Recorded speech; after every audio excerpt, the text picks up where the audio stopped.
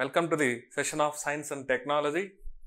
Friends, మనం ఇప్పటి నుంచి అప్కమింగ్ ఎగ్జామినేషన్స్ని ఉద్దేశించి మనకి science and technology current affairs, okay, especially దాన్ని కరెంట్ అఫైర్స్ అని చెప్పేదానికంటే కరెంట్ ఇష్యూస్ అని మాట్లాడుకోవడం బెటర్. ఓకే, ఈ మధ్య కాలంలో మనకి ఎక్కువగా science and technology related current issues ఏవైతే న్యూస్లో మనకు కనిపిస్తున్నాయో వాటి గురించి నేను అట్లీస్ట్ వారంలో ఒక 4-5 సెషన్స్ అనేది మీకు మంచి మంచి టాపిక్స్ అనేది తీసుకొని మీకు అప్కమింగ్ ఎగ్జామినేషన్స్లో ఉపయోగపడే విధంగా నేను ఈ టాపిక్స్ని మీకు క్లియర్గా ఎక్స్ప్లెయిన్ చేయడం జరుగుతుంది.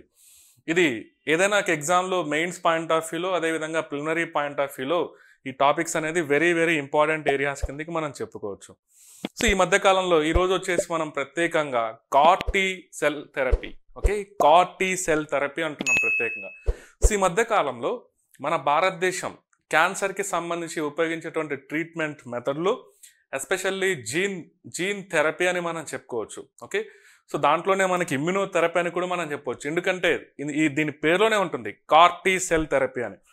మనకి బ్లడ్ రిలేటెడ్ క్యాన్సర్స్ లైక్ ల్యూకేమియాస్ కానీ, లింఫోమాస్ కానీ ఇలాంటి క్యాన్సర్స్ని ట్రీట్ చేసేటువంటి ప్రాసెస్లో ఒక ఇండిజినస్ టెక్నాలజీని ఉపయోగించి ఐఐటి బాంబేకి సంబంధించినటువంటి ఒక సంస్థ, ఓకే, ఐఐటి బాంబే కింద పనిచేసేటువంటి ఒక సంస్థ ఇమ్యూనో యాక్ట్ అనేటువంటి ఒక కంపెనీ, ఓకే, NexCAR19 అనేటువంటి ఒక డ్రగ్ని రిలీజ్ చేసిందని మనం చెప్పుకోవచ్చు. అంటే ఒక సెల్ థెరపీ అని మనం చెప్పుకోవచ్చు. అది NexCAR19 అనేది క్యాన్సర్ ట్రీట్మెంట్లో ఉపయోగించేటువంటి CAR-T సెల్ థెరపీ అని మనం చెప్పుకోవచ్చు ఇండైరెక్ట్గా మనం చూసినట్లయితే. దాని గురించి నేను ఈ క్లాస్లో మీకు ఎక్స్ప్లెయిన్ చేయనున్నాను క్లియర్లీ. ఇక్కడ చూడండి ఫ్రెండ్స్, మనకి CAR-T సెల్ థెరపీ అంటున్నాం అంటే ఏంటిది క్లియర్లీ. దీని గురించి తెలుసుకునే ముందర ఫస్ట్ ఆఫ్ ఆల్ ప్రతి ఒక్కరికి మనకి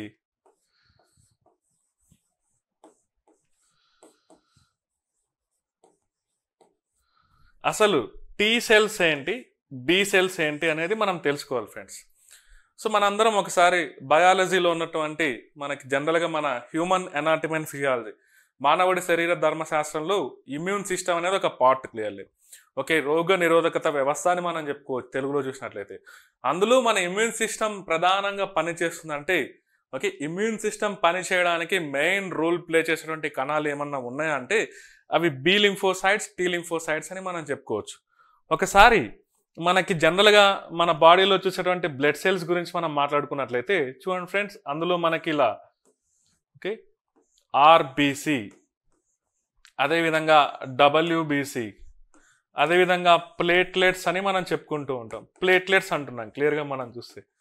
ఓకే, ఇక్కడ చూడండి మనకి ఈ RBC అనేది మనందరికీ తెలిసే ఉంటుంది. ఓకే, అది అందులో హీమోగ్లోబిన్ ఉంటుంది. అది ఆక్సిజన్, కార్బన్ డైఆక్సైడ్ని క్యారీ చేయడానికి ప్రధానమైనటువంటి ఎర్ర రక్త కణాలు రోల్ ప్లే చేస్తుంటాయి. వాటిని ఎరిథ్రోసైట్స్ అని కూడా మనం చెప్తూ ఉంటాం.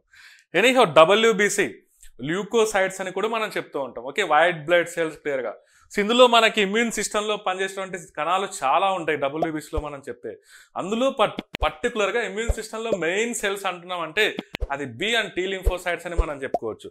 యాక్చువల్గా ఈ WBCని మనం ఇలా కేటగరైజ్ చేస్తుంటాం. ఓకే, గ్రాన్యులోసైట్స్ అని, ఏ గ్రాన్యులోసైట్స్ అని, అందులో న్యూట్రోఫిల్స్ అని, బేసోఫిల్స్ అని, ఇస్నోఫిల్స్ అని ఇలాంటి కణాలు మనం చూస్తూ ఉంటాం. బట్ ఇందులో ఏ గ్రాన్యులోసైట్స్ అంటే మనకి లింఫోసైట్స్, మోనోసైట్స్ అనేది మనం చూస్తాం. బట్ మన డిస్కషన్కి కావాల్సింది ఏంటంటే ఈ లింఫోసైట్స్. ఇందులో B అండ్ T లింఫోసైట్స్ అనేది ఈజీగా మనకి డిఫరెన్షియేషన్ చేయాల్సిన అవసరం ఉంది. జనరల్గా మన శరీరంలోకి ఏదైనా ఒక వ్యాధికారకం దట్ మీన్స్ యాంటీజెన్ లేదా ప్యాథోజెన్ లాంటివి ఎంటర్ అయినప్పుడు వాటిని రికగ్నైజ్ చేసేటువంటి ప్రాసెస్లో మనకి T హెల్పర్ సెల్స్ అనేది యూజ్ అవుతూ ఉంటాయి. చూడండి, ఏదైనా ఒక యాంటీజెన్ మన బాడీలోకి ఎంటర్ అవుతే వాటిని గుర్తించేటువంటి ప్రాసెస్లో T హెల్పర్ సెల్స్, వీటిని ఇంకొక విధంగా CD4 కణాలని కూడా మనం చెప్పుకోవచ్చు క్లియర్గా మనం చూస్తే.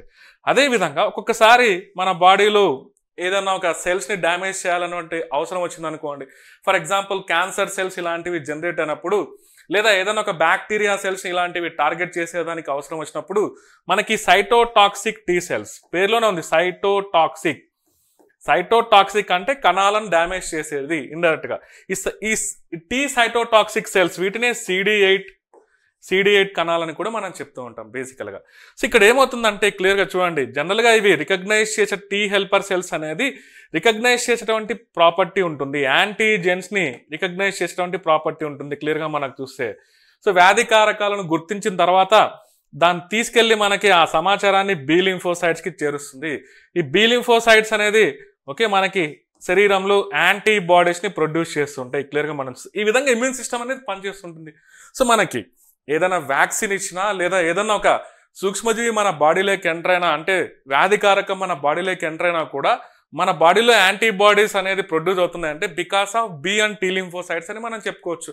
సో బి లింఫోసైట్స్ అనేది యాంటీబాడీస్ ఉత్పత్తి చేసేటువంటి ప్రాసెస్లో ఉంటాయి. టీ లింఫోసైట్స్ అనేది కొన్ని యాంటీజెన్స్ ని రికగ్నైజ్ చేసేటువంటి ప్రాసెస్ లో, అదే విధంగా ఈ టీ సైటోటాక్సిక్ సెల్స్ అనేది సెల్స్ ని డ్యామేజ్ చేసేటువంటి ప్రాసెస్ లో ఇన్వాల్వ్ అవుతుంటాయని మనం చెప్పుకోవచ్చు. అంటే కొన్ని బ్యాక్టీరియా కణాలు అనుకోవచ్చు, ఏదైనా క్యాన్సర్ లాంటి కణాలు డెవలప్ అయినప్పుడు వాటిని టార్గెట్ చేసేటువంటి ప్రాసెస్ లో ఈ టీ సైటోటాక్సిక్ సెల్స్ అనేది పనిచేస్తూ ఉంటాయి ఫ్రెండ్స్. Clearly okay. ఇప్పుడు ఏమవుతుందంటే మన డిస్కషన్ ఏంటంటే ఇక్కడ చూడండి, క్యాన్సర్ ట్రీట్మెంట్ లో ఈ CAR-T సెల్ థెరపీ అనేది ఈ మధ్య వచ్చింది అంటున్నాం.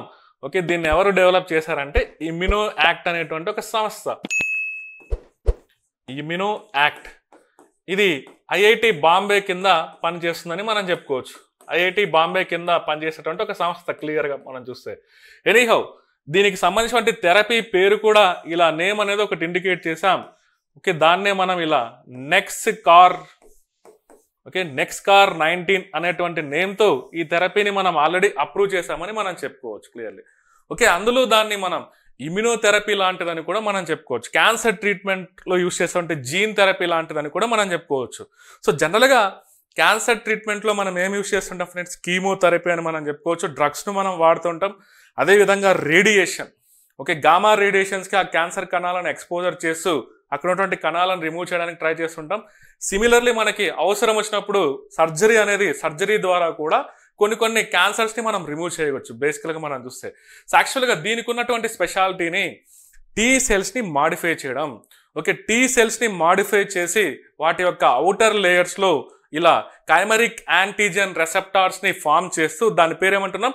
కైమరిక్ యాంటీజెన్ రెసెప్టార్స్. ఓకే, టీ సెల్స్ని మాడిఫై చేసే విధంగా ఇవి పనిచేస్తాయని మనం చెప్పుకోవచ్చు. కైమరిక్ యాంటీజెన్ రెసెప్టార్. సో పేరులోనే ఉంది, యాంటీజెన్స్ని టార్గెట్ చేసే విధంగా. ఓకే, క్యాన్సర్ కణాలను టార్గెట్ చేసే విధంగా దీని నిర్మాణం అనేది చేంజ్ చేస్తారు ఇండైరెక్ట్గా మనం చూస్తే. ఓకే, దాంట్లో క్లియర్గా చూడండి, కైమరిక్ యాంటీజెన్ రెసెప్టార్ టీ సెల్స్ అంటున్నాం క్లియర్గా. సో ఈ విధంగా దాన్ని మాడిఫై చేసి ఆ సెల్స్ని ఏ పేషెంట్ నుంచి తీస్తున్నామో బయటికి, ఓకే, ఆ పేషెంట్లో ఉన్నటువంటి కణాల్లో ఈ విధంగా మాడిఫై చేసి దాన్ని ల్యాబ్లో వాటిని మల్టిప్లై చేసేసి మళ్ళీ ఆ పేషెంట్కి ఇవ్వడం జరుగుతుంది. అప్పుడు ఏం చేస్తుంది, ఈ కణాలు అనేది ఏం చేస్తాయంటే ఈ కైమరిక్ యాంటీజెన్ రెసెప్టార్ ఎక్కడైతే క్యాన్సర్ కణాలు ఉంటాయో వాటిని టార్గెట్ చేస్తూ వాటిని డిస్మాంటిల్ చేస్తూ పోతుంది. అది ఇందులో ఉన్నటువంటి ప్రాసెస్. ఓకే, ఈ ప్రాసెస్ని డెవలప్ చేసినటువంటి డెవలపింగ్ కంట్రీస్లో అభివృద్ధి చెందుతున్నటువంటి కంట్రీస్లో మన భారతదేశం ముందంజలో ఉంది. సో ఫస్ట్ కంట్రీ అని మనం చెప్పుకోవచ్చు డెవలపింగ్ కంట్రీస్లో. ఇది చాలా లిమిటెడ్ కంట్రీస్లో ఉంది. సో బట్ డెవలపింగ్ కంట్రీస్లో అంటున్నాను నేను ఇక్కడ. డెవలపింగ్ కంట్రీస్లో మన భారతదేశమే ముందంజలో ఉందని మనం చెప్పుకోవచ్చు. అది కూడా మన ఇండిజీనియస్ నాలెడ్జ్ని ఉపయోగించి, స్వదేశీ సాంకేతిక పరిజ్ఞానాన్ని ఉపయోగించి ఈ CAR-T సెల్ థెరపీ అనేది మనం డిజైన్ చేసాం. ప్రత్యేకంగా మనం చూస్తే ఆల్రెడీ గవర్నమెంట్ అనేది అప్రూవల్ ఇచ్చింది క్లియర్గా. ఈ అప్రూవల్ ఇవ్వడానికి క్లియర్గా మనకు చూస్తే okay, central drug standards control organisation. Okay, ఏదైనా మన భారతదేశంలో కొత్తగా ఏదన్నా ఒక డ్రగ్స్ లాంటిది అనుకోవచ్చు క్లియర్గా మనం చూస్తే, అంటే ఔషధాలు లాంటి దానికి పర్మిషన్ ఇవ్వాలంటే ఇక్కడ మనకి central drug standards control organisation అనేది ఒకటి పనిచేస్తుంది క్లియర్గా. ఓకే, వాటికి అప్రూవల్ కూడా ఇవ్వడం జరిగింది క్లియర్గా మనం చూస్తే. ఓకే, ఆల్రెడీ ఒక పేషెంట్ని మనం రికవర్ చేసాం ఈ CAR-T సెల్ థెరపీని ఉపయోగించి క్లియర్గా. సో ఈ నేపథ్యంలో మనం చూస్తే ఈ CAR-T సెల్ థెరపీ అనేది వెరీ వెరీ ఇంపార్టెంట్ మన కంట్రీకి. ఎందుకంటే మన దేశంలో బ్లడ్ క్యాన్సర్, దట్ మీన్స్ మనకి రక్త క్యాన్సర్కి సంబంధించి చాలా మంది పేషెంట్స్ సఫర్ అవుతున్నారు. అందులో ప్రత్యేకంగా ఈ CAR-T సెల్ థెరపీ అనేది దేనికి మనకి అప్రూవల్ వచ్చిందంటే చూడండి, లింఫోమాస్ అంటున్నాం క్లియర్లీ. అదేవిధంగా లుకేమియా, చూడండి లుకేమియా, ఈ రెండు blood related, white blood cells related diseases అని మనం చెప్పుకోవచ్చు. సో లింఫోమాస్ అంటే డిఫెక్టెడ్ లింఫోసైట్స్ అనేది ఫామ్ అవుతుంటాయి, అది కూడా ఒక టైప్ ఆఫ్ క్యాన్సర్ అని మనం చెప్పుకోవచ్చు. But leukaemia, so white blood cells overall గా మనం ఇందాక అంటున్నాం, ఓకే, వైట్ బ్లడ్ సెల్స్ ని ఇంకొక నేమ్ తో ల్యూకోసైట్స్ అని మనం చెప్పుకోవచ్చు అంటున్నాం. ఆ పేరు నుంచి ఇది వచ్చింది. White blood cells related cancer అని మనం చెప్పుకోవచ్చు. సో ఈ రెండు క్యాన్సర్స్ ని టార్గెట్ చేసేదానికి దీనికి అప్రూవల్ వచ్చిందని మనం చెప్పుకోవచ్చు. Car T cell therapy clear గా మనం చూస్తే. సో ఈ నేపథ్యంలో మనకి పేరు కూడా మనకి ఇంపార్టెంట్. ఓకే, నెక్స్ట్ CAR-19 అంటున్నాం. ఓకే, దాని సంస్థ ఇమ్యూనో యాక్ట్ అంటున్నాం. అది IIT బాంబే కిందకి పనిచేస్తుందని మనం చెప్పుకోవచ్చు. సో ఇక్కడ నుంచి మనకి కాంపిటేటివ్ ఎగ్జామ్ లో మనం ఒకసారి కార్ టీ సెల్ థెరపీ గురించి అడగాల్సినటువంటి అవసరం వస్తే ఈ ఏరియా నుంచి మనల్ని క్వశ్చన్ అడగచ్చు. అదే విధంగా ఒక ఫండమెంటల్ డైమెన్షన్స్ లో మనల్ని చెక్ చేయాలంటే అసలు ఈ B lymphocytes, T lymphocytes importance ఏందని కూడా మనల్ని క్వశ్చన్ అడగచ్చు క్లియర్లీ. సో నేను ఇందాకే చెప్పా. సో బి లింఫోసైట్స్ అనేది యాంటీబాడీస్ ని ఉత్పత్తి చేసేటువంటి ప్రాసెస్ లో ఉంటాయి. టీ సెల్స్ అనేది, అందులో టీ హెల్పర్ సెల్స్ అనేది యాంటీజెన్స్ ని రికగ్నైజ్ చేసేటువంటి ప్రాసెస్. యాంటీబాడీస్ ప్రతి రక్షకాలు, మన శరీరాన్ని ప్రొటెక్ట్ చేసేటువంటి పదార్థాలనే సూక్ష్మజీవుల నుంచి మన శరీరం అనేది ప్రొటెక్షన్ ఉంటుందంటే యాంటీబాడీస్ అని మనం చెప్పుకోవచ్చు. వాటిని ఉత్పత్తి చేసేటువంటి ప్రాసెస్ లో బి లింఫోసైట్స్ ఇన్వాల్వ్ అవుతే మనకి యాంటీజెన్స్ శరీరంలోకి ఎంటర్ అయినటువంటి వ్యాధి కారకాలను రికగ్నైజ్ చేసేటువంటి ప్రాసెస్ లో టీ హెల్పర్ సెల్స్ అనేది ఉంటాయి. ఇంకొక రకం అంటున్నాం టీ సైటోటాక్సిక్ సెల్స్. ఈ టీ సైటోటాక్సిక్ సెల్స్ అనేది నేరుగా కణాలను టార్గెట్ చేస్తూ ఉంటుంది.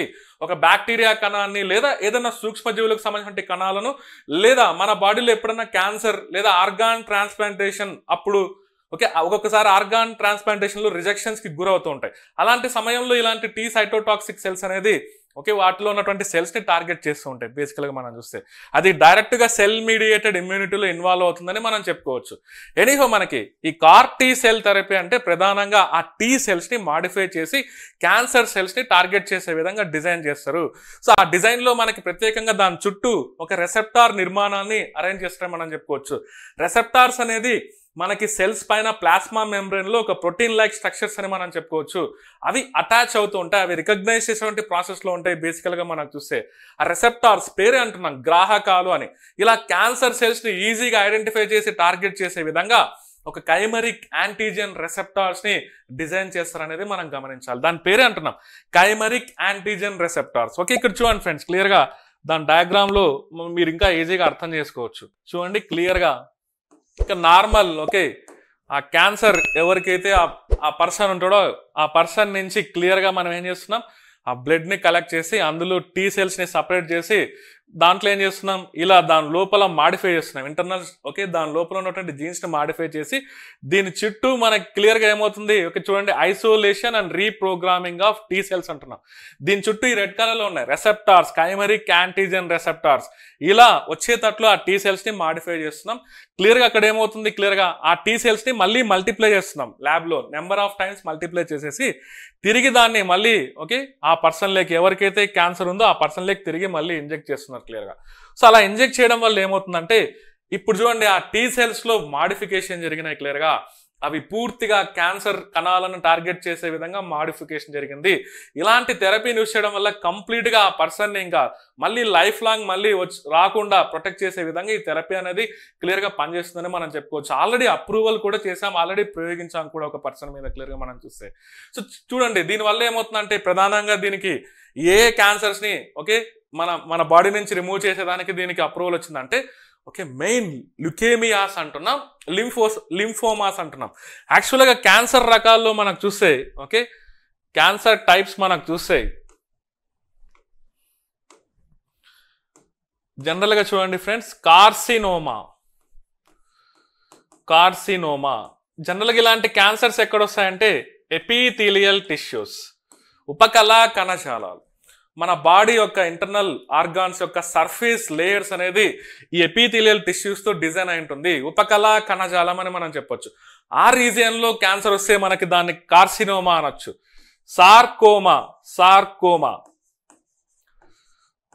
ఇది మనకి కనెక్టివ్ టిష్యూస్ బంధన కణజాలాల్లో క్యాన్సర్ వస్తే దాన్ని సార్కోమా అనొచ్చు.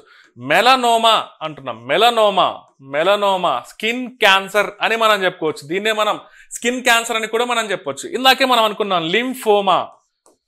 లింఫోసైట్స్, డిఫెక్టివ్ లింఫోసైట్స్ అంటున్నాం క్లియర్లీ.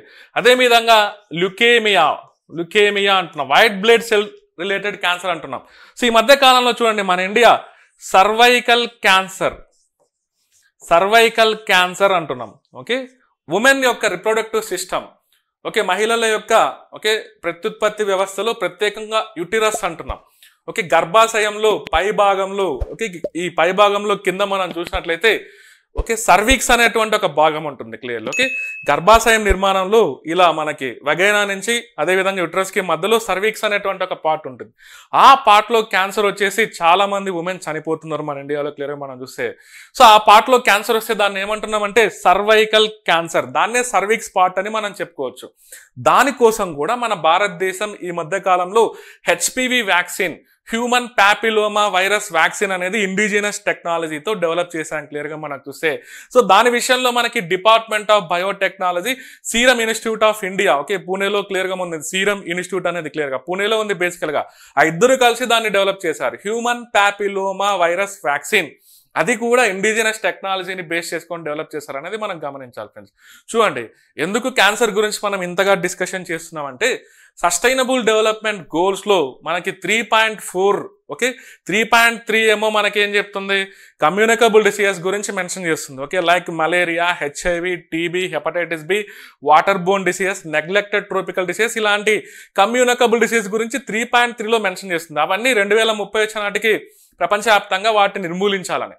అలాగే 3.4 యాక్చువల్గా సస్టైనబుల్ డెవలప్మెంట్ గోల్స్ లో సుస్థిరాభివృద్ధి లక్ష్యాలు 3లో మనకి good health and well being ఉంటుంది.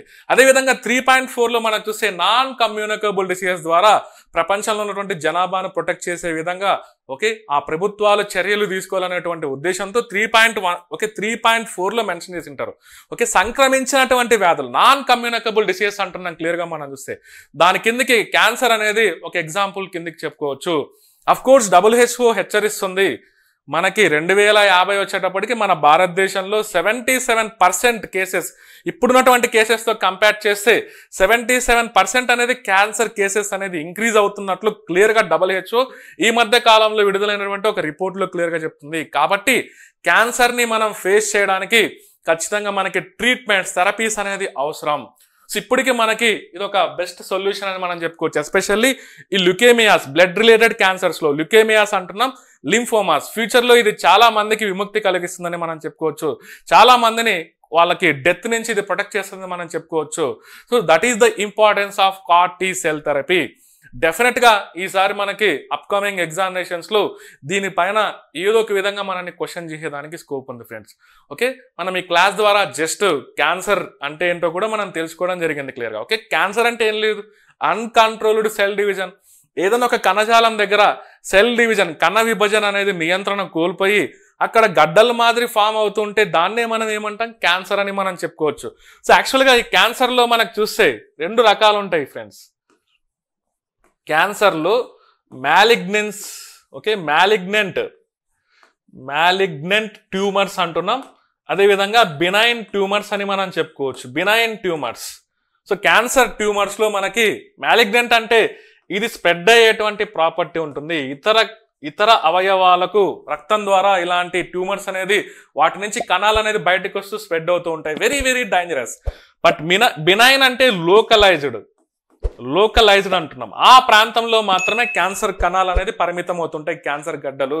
సో ఇలాంటి వాటిని జనరల్ గా సర్జరీ ద్వారా తీసేయొచ్చు. బట్ ఇలాంటి వెరీ వెరీ డేంజరస్ అని మనం చెప్పుకోవచ్చు. మ్యాలిగ్నెంట్ ట్యూమర్స్ అంటున్నాం క్లియర్లీ. సో ఎనీహౌ మనకి క్యాన్సర్ కేసెస్ అనేది మనకి భవిష్యత్తులో ఖచ్చితంగా మన ఇండియాలో పెరుగుతూ ఉన్నాయి. అఫ్ కోర్స్ WHO రిపోర్ట్ కూడా చెప్తుంది మన ఇండియాలో ఆల్కహాల్ కన్జంప్షన్ వల్ల, టొబాకో కన్జంప్షన్ వల్ల, అదేవిధంగా ఒబాసిటీ వల్ల, ఎన్విరాన్మెంటల్ పొల్యూటెంట్స్ వల్ల మన క్యాన్సర్ కేసెస్ అనేది 2050 నాటికి 77% ఇంక్రీజ్ అవబోతుంది. అంటే మనం ఖచ్చితంగా దీని గురించి ఆలోచించాల్సినటువంటి విషయం ఫ్రెండ్స్. ఓకే, అంటే 2050 నాటికి మన ఇండియాలో చాలా మంది క్యాన్సర్ తో సఫర్ అయ్యేటువంటి పర్సన్స్ అనేది ఉంటారు అనేది మీరు గమనించాలి. కాబట్టి ప్రభుత్వం అనేది ఇప్పటి నుంచే క్యాన్సర్ పైన రీసెర్చ్ అండ్ డెవలప్మెంటల్ యాక్టివిటీస్ అనేది ప్రమోట్ చేస్తుంది. ఆ ప్రాసెస్ లోనే మనకి ఈ CAR T సెల్ థెరపీ అనేది ఒకటి డిజైన్ చేశాం. పైగా అది ఇండిజినస్ టెక్నాలజీ. సో మనం అది లిమిటెడ్ కంట్రీస్లో ఉంది, ఎక్కడే కానీ లేదు ప్రపంచంలో. మనం చూస్తే కొన్ని డెవలప్డ్ కంట్రీస్లో, లిమిటెడ్ కంట్రీస్లో ఉన్నాయి. ఓకే, బట్ డెవలపింగ్ కంట్రీస్ విషయానికి వస్తే మనమే ముందంజలో ఉన్నామని మనం చెప్పుకోవచ్చు. సో దాని పేరు కూడా పెట్టాం నెక్స్కార్. ఓకే, నెక్స్కార్ 19 అనేటువంటి నేమ్తో దానికి అప్రూవల్ కూడా ఇచ్చింది క్లియర్గా మనకు చూస్తే government of India. Okay, so ఇది ఫ్రెండ్స్ మనకి అప్కమింగ్ ఎగ్జామ్లో దీన్ని బేస్ చేసుకొని క్వశ్చన్స్ ఏ విధంగా అయినా డిజైన్ చేయొచ్చు. సో మోర్ ఓవర్ ఇక్కడ మీరు చూస్తే దీని పేరు ఓకే ఇక్కడ ఉంది కదా, ఫస్ట్లోనే మనం చెప్పుకున్నాం. ఇది డిజైన్ చేసింది ఎవరంటే ఈ CAR T సెల్ థెరపీ అనేది ఓకే IIT బాంబే కింద పనిచేసేటువంటి ఒక సంస్థ. ఓకే, ఇమ్యూనో యాక్ట్ అంటున్నాం. దీనికి పెట్టినటువంటి పేరు ఏంటంటే నెక్స్కార్ 19 అంటున్నాం క్లియర్గా మనం చూస్తే. సో దీనికి జనరల్గా ఇలాంటి వాటికి అప్రూవల్ ఇచ్చేది central drug standards control organisation. Okay, CDSCO అని మనం చెప్పుకోవచ్చు. సో అఫ్ కోర్స్ ఈ ప్రాసెస్లోనే మనకి importance of T lymphocytes, importance of B lymphocytes అనేది కూడా మనం నేర్చుకోవడం జరిగింది. సో దీని పేరు చాలా సింపుల్గా గుర్తుపెట్టుకోవచ్చు, chimeric antigen receptor T cell therapy అంటున్నాం. అక్కడ ఏం లేదు, T సెల్స్ని మనం మాడిఫై చేస్తున్నాం. దాని యొక్క స్ట్రక్చర్, దాని యొక్క ఔటర్ నిర్మాణంలో ఇలాంటి రెసెప్టార్స్ అనేది ఫామ్ అయ్యేటట్టు దాన్ని మాడిఫై చేస్తున్నాం ఇండైరెక్ట్గా మనకు చూస్తే. దానివల్ల ఏమవుతుందంటే అది క్యాన్సర్ సెల్స్ని పర్ఫెక్ట్గా టార్గెట్ చేసే విధంగా అవి డిజైన్ అవుతాయని మనం చెప్పుకోవచ్చు ఫ్రెండ్స్ క్లియర్లీ.